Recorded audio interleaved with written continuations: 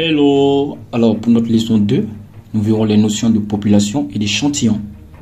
En statistique, la population fait référence à l'ensemble complet d'individus, d'objets, d'événements ou de données que l'on souhaite étudier. Cela peut être une population réelle, telle que la population totale d'un pays, ou une population théorique, telle que la population de tout lancer possible d'une pièce de monnaie. Par exemple, nous souhaitons réaliser une étude sur la consommation de porc à Yopougon.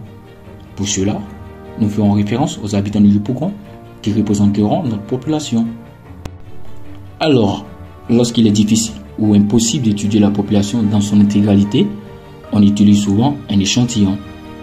Un échantillon est un sous-ensemble de la population qui est sélectionné de manière à représenter la population dans son ensemble. L'idée est que si l'échantillon est bien choisi, il fournira des informations précises sur la population. Par exemple, si nous choisissons de collecter des données en questionnant 5000 passants assis porés sur la consommation de porc, ces 5000 personnes représenteront notre échantillon. L'objectif ici est de minimiser les biais et d'obtenir un échantillon représentatif de la population. Parlons de biais. Imaginons que lors du questionnement des passants, nous choisissons que des personnes non musulmanes, alors il y a de fortes chances que 90% des questionnés mangent du porc.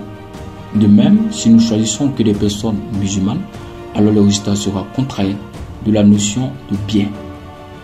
Par conséquent, les réponses qu'on obtiendrait seront basées uniquement sur les préférences de ces petits groupes et ne représenteront pas la population de Yopougon dans sa diversité. Il est important de noter que la taille de l'échantillon est également un facteur important à considérer. Une taille d'échantillon adéquate est nécessaire pour obtenir des résultats statistiquement significatifs et fiables.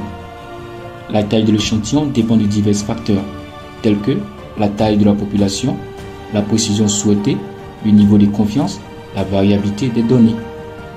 En résumé, la population est un ensemble complet que l'on souhaite étudier, tandis que l'échantillon est un sous-ensemble sélectionné de manière représentative de la population pour effectuer des analyses statistiques.